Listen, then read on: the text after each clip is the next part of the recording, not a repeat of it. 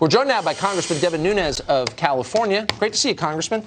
So, great to be with you. We got an indication from Senator Lamar Alexander of Tennessee last night late that we're not going to get witnesses in the Senate portion of this proceeding, and basically there's nothing left. There's going to be a vote. The president's going to be acquitted. So why is it continuing exactly? Do you know? Well, they have to actually get to the point of where they actually vote to acquit, which I guess is going to occur on Wednesday. So they had to vote on the rules for that. But I actually have some bad news for you tonight, Tucker, on Friday night. I know you don't want the bad news, but I'm used to it. The president's going to be acquitted, but the problem is this isn't going to end. Like, I just can't imagine that Adam Schiff, after 3.5 years of this nonsense, and Jerry Nadler are not going to continue this, right? They're going to go back and they're going to subpoena John Bolton. We're going to have the same exact thing that you've been seeing for the last 3.5 years. I just think you should prepare. We thought once Mueller collapsed completely, we thought, okay, we're going to get on to business.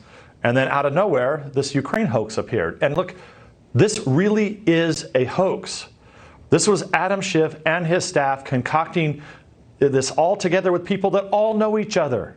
All these people know each other that concocted this stupid Ukraine hoax that we've been dealing with for the last week in the Senate.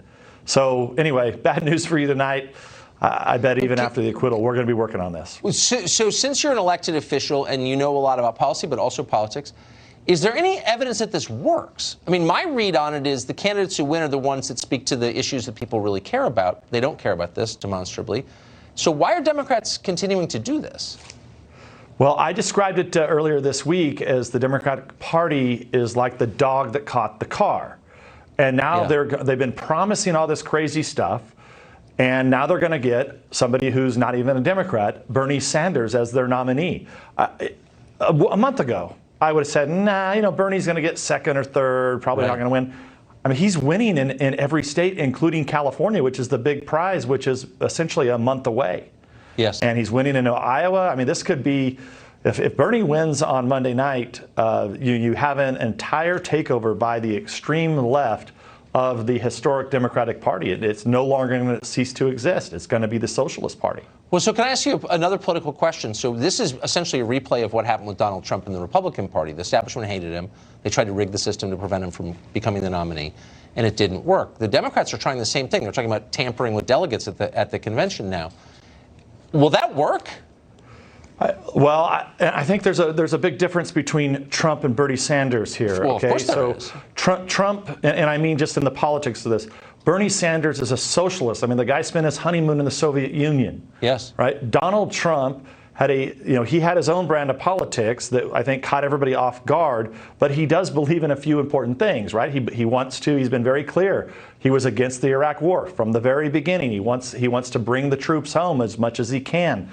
He also wanted to redo trade deals, all things that people, including myself, were very skeptical if he could actually deliver on some of this. But I think despite all the craziness, and for 3.5 years, well, really since the end of 2015, Donald Trump and his campaign being under investigation by the feds, the Clinton campaign, the Democrats in the House, despite all of that, the guy is defying the odds. I mean, I would have never thought that we could have not only rewrote NAFTA, but actually passed it. It was one of the most popular trade agreements ever passed in the House of Representatives and the Senate. I mean, it's amazing what he's actually accomplishing. I remember despite everything. Yeah, and in the end, I think that's what matters. Congressman, thanks so much for coming on tonight. Appreciate it.